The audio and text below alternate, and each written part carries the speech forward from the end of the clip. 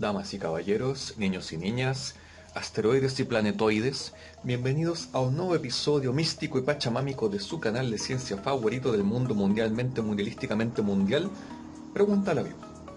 Esta semana nos toca una de esas preguntas que son un tanto abstractas, de esas que hace falta un poco de pensamiento lateral y de imaginación para poder entender a cabalidad. Y se trata de la clásica paradoja del gato de Schrödinger. ¿Lo dije bien? ¿Qué es? ¿De qué se trata? ¿Qué es lo que intenta decirnos? ¿Y tiene alguna solución?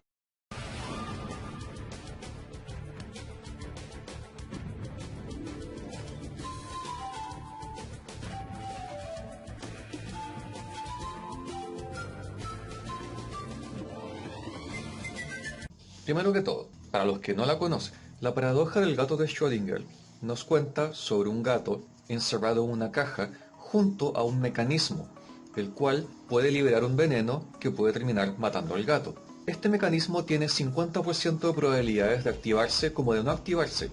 Por lo tanto, hay 50% de probabilidades de que el veneno se libere, por lo tanto hay 50% de probabilidades de que el gato muera, y por lo tanto, el gato podría estar tanto vivo como muerto, cosa que nosotros no podemos saber porque no podemos ver dentro de la caja. Por lo tanto, hasta que levantemos la caja, el gato puede estar tanto vivo como muerto. Puede estar existiendo en esas dos realidades al mismo tiempo. Sí, suena raro, suena juego de palabras y suena absurdo, pero la gracia de esta paradoja es que sea absurda. Me explico. Bueno, primero que todo, este experimento no pasó en realidad, es solo un experimento mental, ningún gato murió. Esto es una metáfora que se ocupó en su época para tratar de explicar y al mismo tiempo criticar la teoría de la mecánica cuántica de esa época, es decir, de principios del siglo XX. ¿Qué es la mecánica cuántica? En palabras simples, es la física que estudia el mundo de los átomos y de cosas más pequeñas que los átomos, es decir, partículas, fotones, electrones, gravitones, protones y todos los ones, etc. ¿Por qué es esto importante? En el mundo en que vivimos nosotros, el mundo de las cosas sólidas, tangibles, de materia, las cosas son más predecibles. Si yo tomo un objeto y lo lanzo, sabiendo, por ejemplo, la masa del objeto y la fuerza con la que lo lancé, puedo calcular qué tan lejos va a llegar, a qué velocidad va a salir e incluso en dónde va a caer. En otras palabras, gracias a la física newtoniana, nuestro mundo en el que vivimos nosotros es predecible. Ahora, ¿qué pasa con el mundo de los átomos? Bueno, resulta que en el mundo de los átomos y de cosas más pequeñas que los átomos, esta lógica empieza a dejar de ser lógica y las ecuaciones empiezan a dejar de servir o de dar resultados coherentes. ¿Por qué? Por varios factores. Primero que todo, te voy a hacer una sincera pregunta. ¿Has visto un átomo alguna vez? Yo tampoco. Exacto. Los átomos no solamente son mucho más pequeños de lo que nuestro ojo puede ver, sino que incluso si los pudiéramos ver, tratar de seguir a un átomo con la mirada en sus continuos choques, interacciones, casamientos y divorcios, sería como tratar de seguir a dos peleadores de Dragon Ball Z. No, no se puede. Es demasiado rápido, es demasiado caótico. O, como dicen por ahí, puede que una cosa sea caótica, o puede que tenga tantas reglas y tanta complejidad que a nuestros ojos parezca caótica cuando en realidad no lo es. Y eso es lo que pasa en el mundo de los átomos. Incluso si nos encontráramos con un átomo en una posición fija, como por ejemplo en un material sólido, también nos costaría verlo, pues los electrones alrededor de él se moverían tan rápido que más que como el típico diagrama de átomo que estamos acostumbrados a ver, se vería como una nube, donde sus electrones podrían estar en todas partes y en ninguna al mismo tiempo. Y de eso se trata justamente.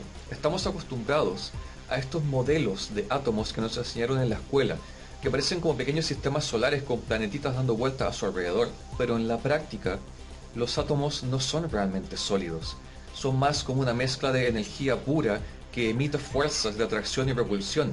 Entonces, a la hora de aplicar física de objetos sólidos a entes tan pequeños, tan ridículamente rápidos y que son básicamente energía pura, las cosas ya no resultan como queremos que resulten. Para nuestra percepción, un átomo o una partícula como un fotón o un electrón puede estar y no estar al mismo tiempo, puede estar en dos o más lugares a la vez, puede existir y puede no existir. Y esto, que a nosotros nos suena ridículo, funciona cuando aplicas esas ecuaciones en ese mundo en particular. Una realidad en la que las cosas podrían ser y no ser al mismo tiempo, o en donde todas las posibilidades podrían existir al mismo tiempo hasta que las leyes de la física se deciden por una. Pero, aunque esta concepción de la física estaba muy aceptada en su época, hubo dos personas que desafiaron esta concepción. Y esas dos personas fueron Einstein por un lado y Schrödinger por el otro. Ambos dijeron, sí, claro, suena muy poético y muy bonito que las cosas puedan ser y no ser, estar y no estar a la vez. Pero ¿cómo aplicas eso a nuestro mundo? Total, ¿no estamos nosotros hechos de átomos también? Las cosas que pasan en el mundo de los átomos deberían poder afectarnos de alguna manera. Y ese ser y no ser, estar y no estar, debería manifestarse de alguna manera en nuestro mundo también. Pero no lo hace, porque nosotros, pues yo, estoy aquí. A menos que empezáramos a hablar de tierras paralelas y de multiversos de locura, pero eso ya es otro tema para otro cuento. La cosa es que tanto Einstein como Schrödinger sospechaban de esta concepción de la física. Pensaban que esto no podía ser así. Tenía que haber algún error. Y para eso idearon la paradoja del gato de Schrödinger como una especie de experimento mental. Dentro del experimento, como dije, tenemos al gato, tenemos al mecanismo que lanza veneno, y este mecanismo a su vez sería activado por un átomo radioactivo, el cual está dentro del mecanismo. El átomo radioactivo se descompone poco a poco hasta desaparecer, y en el momento en que desaparezca, un sensor del mecanismo sentiría eso y liberaría el veneno. Pero claro, como el átomo es una entidad que puede ser y no ser y estar y no estar, entonces la posibilidad de que el átomo se descomponga o no se descomponga es de 50-50. Por lo tanto, la posibilidad de activar el artefacto es de 50-50. Por lo tanto, la posibilidad de que el gato muera es de 50-50. Dentro del mundo de los átomos, con esta lógica de la mecánica cuántica, tal vez eso de que el átomo esté y no esté a la vez podría ser. Pero que el gato esté muerto y no esté muerto al mismo tiempo, suena raro, ¿cierto?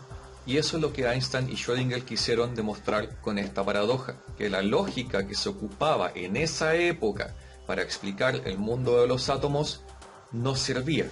Pues curiosamente, hoy en día aún seguimos ocupando la mecánica cuántica, aún seguimos ocupando las mismas ecuaciones, aún seguimos ocupando la misma lógica de probabilidad para entender el mundo de los átomos. ¿Por qué? Porque, como suele suceder en muchos aspectos de la ciencia se autoevalúa y se autocorrige.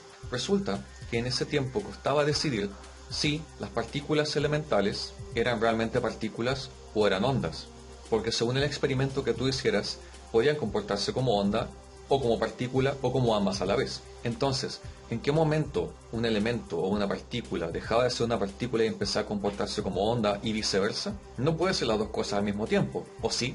Bueno, resulta que últimos descubrimientos han descubierto que sí hay un punto de quiebre. Resulta que cuando tú tienes, por ejemplo, una linterna y emites fotones de luz por la linterna, estos fotones de luz salen todos ordenaditos, todos alineados uno con otro. Y es cuando salen en esta formación que podemos decir que se comportan como una onda, esparciéndose en todas direcciones, todos ordenados y todos alineados. Y esto funciona en lugares como por ejemplo el espacio exterior, donde todo es vacío y donde no hay nada que interrumpa esta onda, y la onda puede surcar el espacio durante miles de millones de años sin que nada la interrumpa, hasta que choca con algún cuerpo, como por ejemplo nuestro planeta, o nosotros, o un objeto en el aire.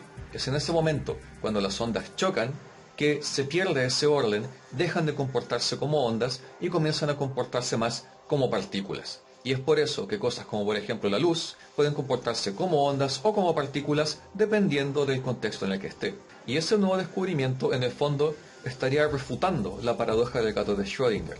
Porque claro, un gato no puede estar muerto y vivo al mismo tiempo, pero una partícula sí puede ser una onda y una partícula dependiendo del caso. Una onda sí puede estar en muchos lugares a la vez, una partícula sí puede estar en un solo lugar a la vez. Y más encima si se mueve tan rápido, nosotros podemos percibirla así. Por lo tanto, la mecánica cuántica al final sí funciona, solo que tenía que revisarse a sí misma y corregirse para entenderse un poco mejor. ¿Se entendió? Muchas veces nos topamos con realidades que son tan grandes que nosotros con nuestros sentidos no las podemos entender.